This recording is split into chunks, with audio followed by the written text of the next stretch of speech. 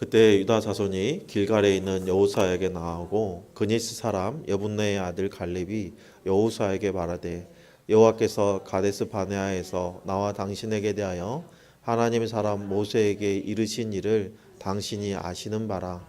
내 나이 40세에 여호와의 종 모세가 가데스 바네아에서 나를 보내어 이 땅을 정탐하게 하였으므로 내가 성실한 마음으로 그에게 보고하였고 나와 함께 올라갔던 내 형제들은 백성의 간담을 높게 하였으나 나는 내 하나님 여호와께 충성하였으므로 그날에 모세가 맹세하여 이르되 내가 내 하나님 여호와께 충성하였은즉 내 발로 밟는 땅은 영원히 너와 내 자손의 기업이 되리라 하였나이다. 이제 보소서 여호와께서 이 말씀을 모세에게 이르신 때로부터 이스라엘이 광야에서 방황한 이 45년 동안을 여호와께서 말씀하신 대로 나를 생존하게 하셨나이다.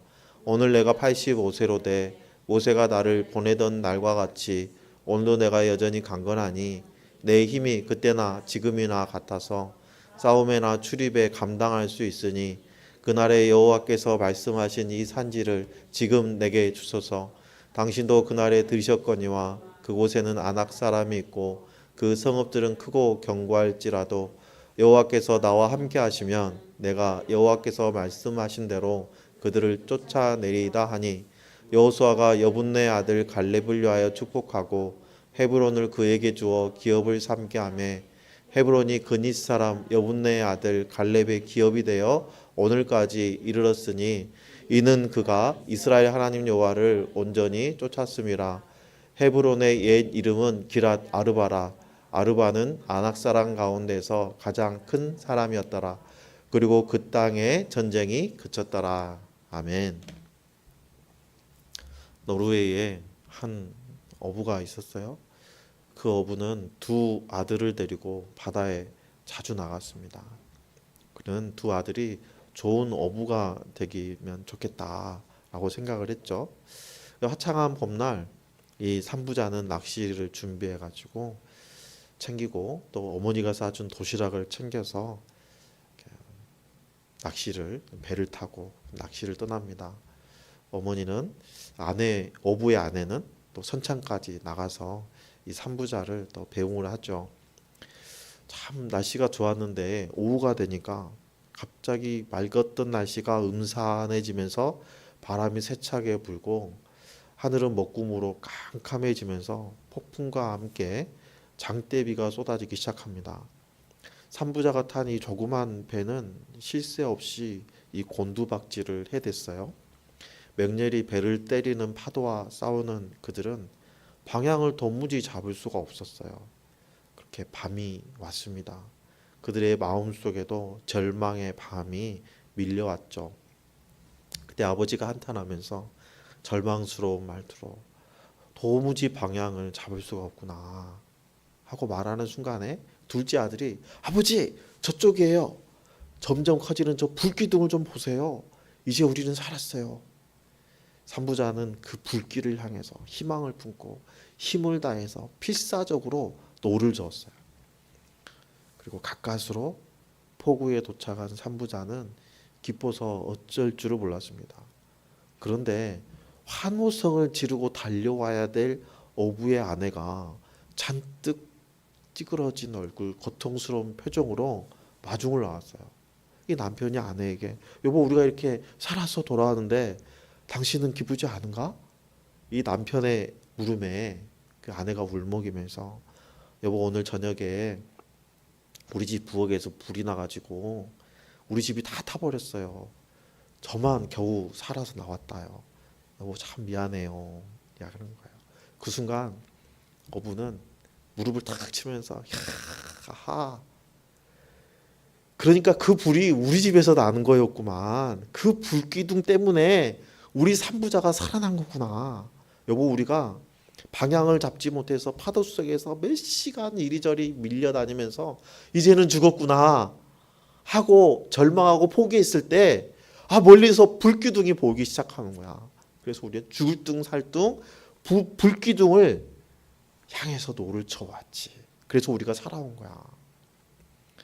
여보 너무 상심하지 말아요. 우리가 이렇게 살아왔으니까 집이야 다시 지으면 되지. 그리고 이 가족은 네 식구는 서로 얼싸안고 하나님께 감사했다는 거예요. 집이 불이 타버린 상황을 바라보는 시각이 아내와 남편이 서로 달랐다는 거예요. 아내는 불타버린 집으로 인해서 상심이 컸지만 그 불로 인해서 남편과 두 아들이 살아 돌아올 수 있었다는 걸 알게 된 후로는 이 아내는 감사함으로 기쁨으로 하나님께 찬양할 수 있었던 거죠. 똑같은 상황입니다. 집이 불에 탔다는 것은 변하지 않아요. 하지만 어떻게 생각하느냐에 따라서 어떤 기준으로 바라보느냐에 따라서 달라지는 거죠. 오늘 본문에서도 동일한 상황을 전혀 다른 시각으로 바라봄으로 인해서 기업을 차지한 갈렙의 이야기가 소개되고 있어요. 오늘 말씀을 통해서 고통이 없는 영광은 있을 수 없고 하나님께서 우리에게 주신 평안과 풍요로운 그 복을 누리기 위해서는 우리 또한 그만한 노력을 해야 된다라는 것을 깨닫고 우리가 성실함으로 충성됨으로 주님께서 우리에게 주신 사명을 감당하겠다고 다시 한번 새롭게 결단하는 우리 시간 될 수 있기를 예수님의 이름으로 축복합니다. 요단 동쪽의 땅을 두 지파 반에게 분배해 준 다음에 요단을 건너와서 요단 건너병의 땅도 분배하기 시작합니다. 지파별로 나와서 제비를 뽑아서 땅을 분배를 받는데 먼저 유다 지파가 제비 뽑을 차례인데 유다 지파가 제비 뽑기 전에 유다 지파 중에 여분네의 아들 갈렙이 여호수아 앞에 나와서 45년 전에 하나님께서 하신 약속을 상기하시면서 85세의 나이에 가장 정복하기 어려운 아낙 자손의 성읍을 자신의 기업으로 달라고 요구하면서 출전의 의지를 밝힙니다. 갈렙은 하나님께 충성을 다한 사람으로서 하나님께 인정받는 사람이었어요. 오늘 보면 14절 하반절에 보면 그가 이스라엘 하나님의 여호와를 온전히 쫓았음이라 하고 평가하고 있어요. 구약 성경에서 이와 같이 하나님을 온전히 쫓은 사람으로 소개되는 사람은 딱 두 사람입니다. 한 사람은 갈렙, 한 사람은 다윗이에요. 모세오경에서 강조하는 것 중에 하나가 하나님의 명령을 온전히 따르는 거예요. 그런데 야곱의 후손임을 자부하는 이스라엘 백성들은 하나님의 명령에 순종하지 않았습니다. 그래서 구약 성경에서 온전히 순종하였다고 평가받은 사람이 딱 두 사람밖에 없는 거예요. 믿음의 조상 아브라함과 이삭과 야곱, 심지어는 민족의 위대한 지도자 모세도 이러한 평가를 받지 못했습니다. 그러니 하나님께 인정받은 갈렙의 이 충성도가 얼마나 귀한 건지 우리가 짐작해 볼 수 있죠. 갈렙이 싸워서 취하겠다고 한 그 헤브론 산지에는 아낙 사람들이 거주하고 있었어요. 크고 견고한 성읍이 버티고 있는 헤브론은 난공불락의 요새였습니다. 그곳에 거주하는 아낙 자손 중에는 아르바라 하는 사람이 있었는데 아낙 자손 중에서도 그 키가 가장 큰 사람으로 그 사람의 이름을 따서 그 성읍을 기랏 아르바라고 붙일 정도였어요. 당시의 전투 방식은요, 칼을 들고 백병전을 하던 시기였기 때문에 병력의 규모가 많으면 유리하고 신체적인 특성이 뛰어난 군사들이 많은 곳이 전쟁에 유리했죠. 따라서 거인과의 전투는 누구나 피하고 싶었을 것입니다. 고대 전쟁에서 각 진영을 대표하는 1대1의 싸움이 보편적인 전투 방식이었어요. 본격적인 전투를 치르기 전에 상대 진영에서 각각 한 사람, 용맹한 사람이 나와서 서로 싸우는 거예요. 그래서 여기서 승리하는 팀이 그 전쟁의 승리를 거둬가는 그런 분위기였거든요. 따라서 신체적으로 상대편이 월등한 조건을 가지고 있다면 승리하기가 참 쉽지 않았을 거예요. 이 다윗과 골리앗의 전투 사례를 보면요, 골리앗을 선봉으로 내세운 블레셋 사람들과 군사들과 사울 왕이 서로 이렇게 대치하고 있는 거예요. 엘라 골짜기를 사이에 두고 서로 대치하고 있어요. 골리앗은 이스라엘 군을 모독하면서 이스라엘 군을 대표하는 한 사람을 내보내라 하고 요구하고 있는 거예요. 가드 사람 골리앗의 외형이 워낙 어마어마하기 때문에 두려워서 아무도 나서지를 못하는 거예요. 그렇게 대치 상태가 무려 40일을 넘게 돼요. 근데 그럴 만도 한 것이 당시 골리앗의 키가 6규빗이라고 표현하고 있는데요. 지금의 도량으로 환산하면 3m에 가깝습니다. 규빗에 대한 오차가 좀 있어요. 나라마다 규빗에 대한 오차가 있고 시대마다 규빗에 대한 오차가 있기 때문에 가장 작은 규빗으로 환산했을 때도 골리앗의 키가 2m 5cm예요. 당시의 평균 키는요 1m 60이었거든요. 그러니까 사람 머리보다 더 큰 키의 차이를 골리앗이 가지고 있는 거예요. 또 성경에 보니까 골리앗이 가지고 있는 갑옷의 무게가 35kg에서 70kg 정도 무게가 되는 거예요. 그리고 창이 있잖아요. 창 머리가 무려 7, 8kg 되는 창 머리를 가지고 있는 거예요. 그러니까 이 창과 갑옷만을 따졌을 때 그 무장이 50에서 90kg 되는 무게를 차고 있는 거죠. 그러니까 2m 되는 키 가지고는 감당하기 어려운 무장의 무게고요. 2m 50 이상, 70 가까이 돼야지 이 무게를 감당할 수 있을 것 같아요. 근데 이뿐만이 아니죠. 골리앗 앞에는 방패를 든 군인들이 쫙 대열을 갖춰서 나오고 있단 말이에요.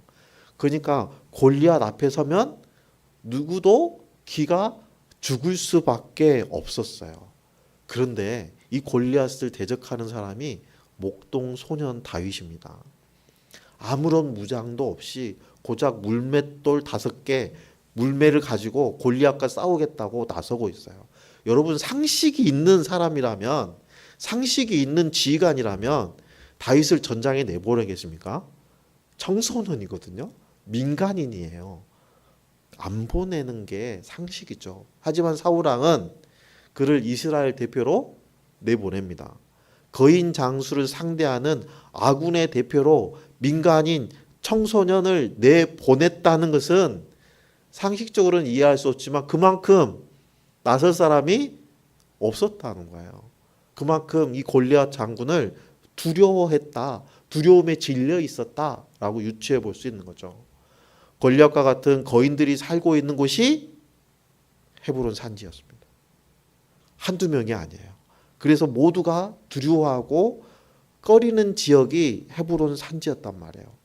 그런데 유력한 영향력을 발휘하고 있는 이스라엘 12지파 중에서 에브라임과 어깨를 견주며 강한 힘을 가지고 있는 유다 지파가 정복하기 쉽고 살기 좋은 평지를 원하는 것이 아니라 그 가장 험하고 정복하기 어렵다는 헤브론 산지를 취하겠다고 나선 거예요. 갈렙이 여호수아 앞에 나서는 그 순간에도 아르바와 같은 아낙 자손이 거주하고 있었지만 갈렙은 그들과 싸워서 이길 수 있다고 판단한 거예요. 갈렙은 그 믿음으로 그 지역을 차지하겠다고 장담합니다. 갈렙의 이러한 말은 괜한 허세가 아니에요. 갈렙이 승리를 장담할 수 있었던 비결이 뭘까요? 첫 번째는요. 갈렙은 하나님의 약속을 믿었어요. 어떠한 상황에서도 그 약속을 의심하지 않았고 일평생 그 약속을 붙잡고 살았어요. 오늘 말씀 9절에 보니까 하나님께서 약속하신 말씀이 뭐냐면 내 발로 밟는 땅은 영원히 너와 내 자손의 기업이 되리라 하고 약속해 주셨다는 거예요. 갈렙은 이 약속을 붙잡고 무려 45년 동안을 버티고 살아왔어요. 갈렙의 나이 85세가 됐는데도 당당하게 헤브론 지역을 그 산지를 기업으로 요구할 수 있었던 것은 하나님께서 주신 그 약속과 함께 하나님이 나와 함께하고 계신다는 믿음 때문인 거예요. 12절 말씀을 보면요. 그날에 여호와께서 말씀하신 이 산지를 지금 내게 주셔서 내가 여호와께서 말씀하신 대로 그들을 쫓아내리이다 라고 말씀합니다. 갈렙은 하나님 말씀대로 행하면 하나님께서 그들을 쫓아내 주신다는 그 믿음을 가지고 헤브론 산지를 구하고 있어요. 갈렙은 다른 10명의 정탐꾼의 보고를 듣고 낙담하고 있는 백성들에게 믿음의 선포를 한 사람이죠. 민수기 14장의 8절 9절을 보면 여호와께서 우리를 기뻐하시면 우리를 그 땅으로 인도하여 드시고 그 땅을 우리에게 주시리라. 이는 과연 젖과 꿀이 흐르는 땅이라. 다만 여호와를 거역하지는 말자. 또 그 땅 백성을 두려워하지 말자. 그들은 우리의 먹이라. 그들의 보호자는 그들에게서 떠났고 여호와는 우리와 함께 하시느니라. 그들을 두려워하지 말라. 이렇게 외치고 있어요. 하나님께서 함께 하신다면 그 어떤 대적도 다 이길 수 있다는 강한 확신을 가지고 있어요. 갈렙은 지금도 살아 역사하신 하나님께서 도우시면 헤브론은 우리 밥이다 라고 외치고 있는 거예요. 갈렙이 이렇게 강한 확신을 가질 수 있었던 비결 두 번째는요, 갈렙은 하나님을 경험해서 하나님을 알고 있는 사람이기 때문이에요. 10절에 보면 이스라엘이 광야에서 방황한 이 45년 동안을 여호와께서 말씀하신 대로 나를 생존하게 하셨나이다. 갈렙이 광야에서 살아가는 동안 평탄한 삶이 아니었다는 거예요. 갈렙이 살아가는 동안 생명의 위협을 느끼는 시즌이 있었다는 거예요. 그때마다 하나님께서 갈렙을 보호하여 주시고 생존하게 해주셨다는 믿음의 고백인 거예요. 가데스 바네아 반역 사건이 출애굽하고 2년이 지난 뒤에 일어난 일이거든요. 그러니까 이후에 38년 뒤에 가나안에 입성했기 때문에 지금 갈렙이 여호수아 앞에 나서고 요구하는 시기는 정복 전쟁을 시작한 지 7년이 지난 시기라는 걸 알 수 있어요. 그러니까 갈렙은 출애굽하고 광야 생활을 마치고 요단을 건너서 무려 7년 동안 정복 전쟁을 치르고도 아직도 내가 전쟁을 치를 수 있다는 자신감을 내보이면서 헤브론 산진을 나의 기업으로, 우리 기업으로 줄 것을 요구하고 있는 거예요. 45년 동안 이 꿈을 버리지 않을 수 있었던 그 비결은 그동안의 삶 속에서 하나님의 인도하심과 보호하심을 경험했기 때문이죠. 어떻게 생각하면 45년 전 정탐꾼으로 활동했던 시기부터 지금까지 그의 삶은 결코 순탄하지 않았는데요. 갈렙은 출신 배경에 있어서 치명적인 약점을 가지고 있기 때문이에요. 갈렙을 표현할 때 민수기에서는 그나스 사람 여분네의 아들 갈렙이라고 소개하고 있어요. 그나스 사람이라는 표현은 여호수아에서는 한 번 나오고 사사기에서는 3번이나 언급됩니다. 그런데 오늘 본문에서는 그나스 사람이 아니라 그니스 사람 여분네의 아들이라고 2번에 걸쳐 소개하고 있어요. 그니스 족속은 가나안 원주민이에요. 그나스는 에돔의 후손입니다. 비슷한 단어이지만 전혀 다른 족속이에요.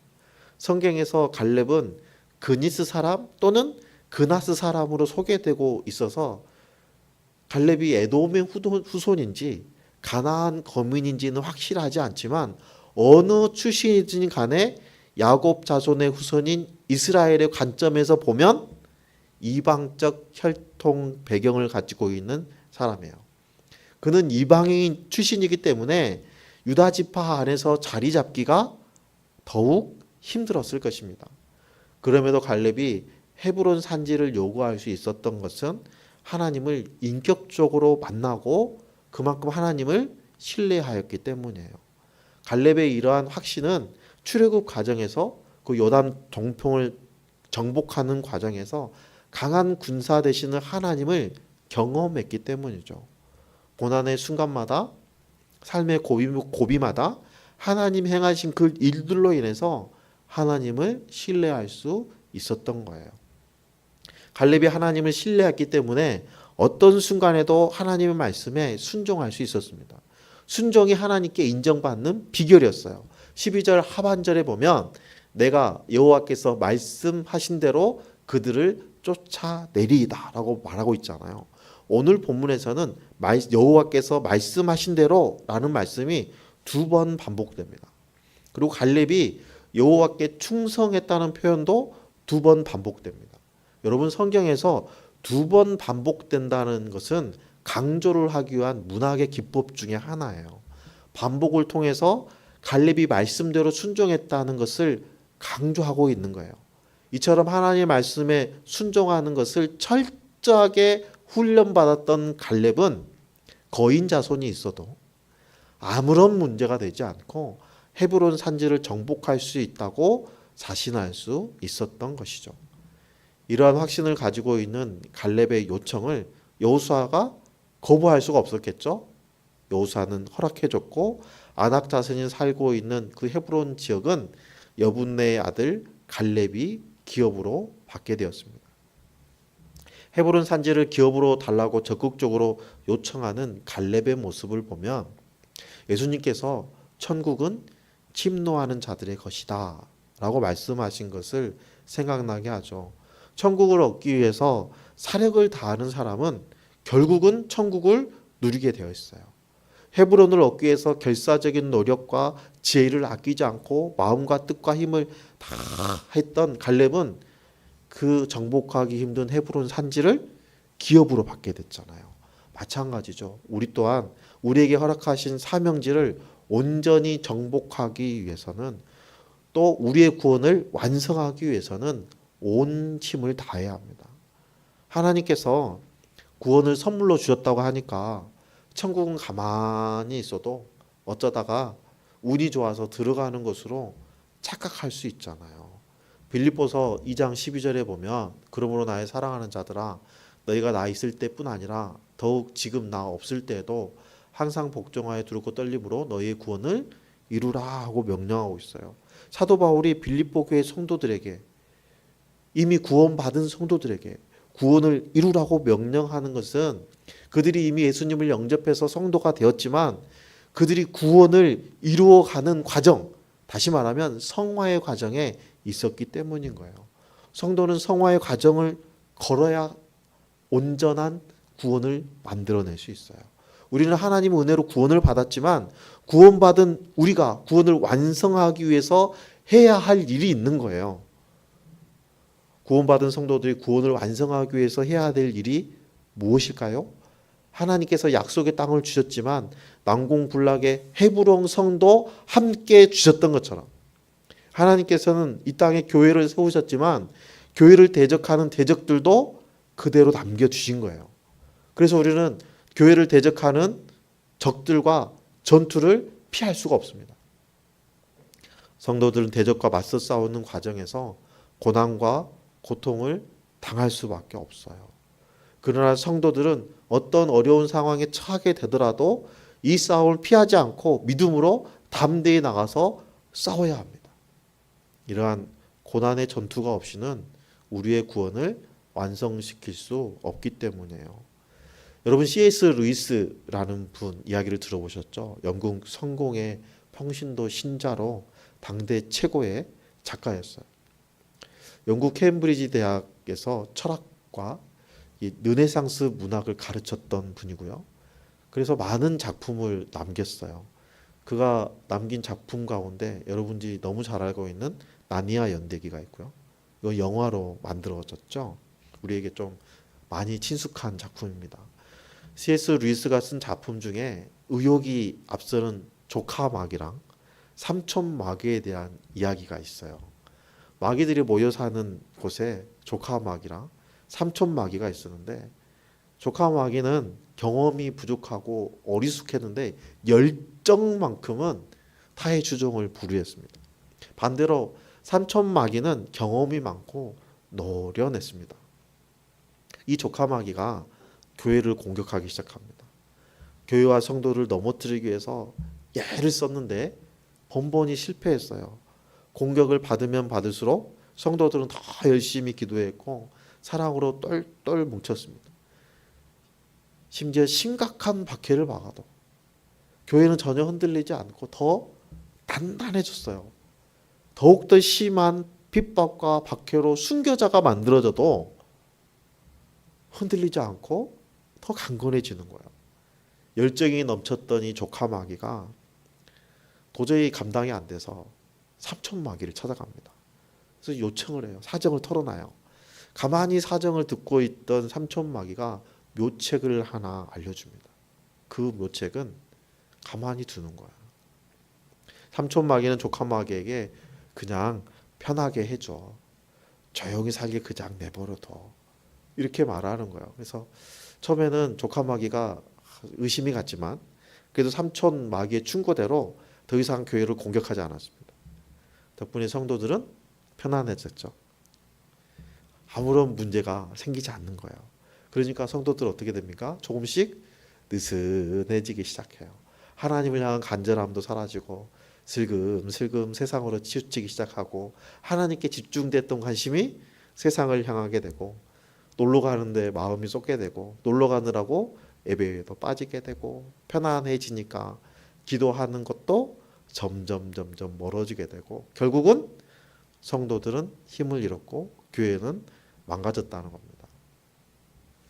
성도들에게 가장 강력한 무기는 성도를 무너뜨리는 마귀의 가장 강력한 무기는 아무것도 일어나지 않는 것. 아무 일도 일어나지 않는 거라는 거야. 고인물이 썩는 것처럼 성도들은 편안해지면 타락해집니다.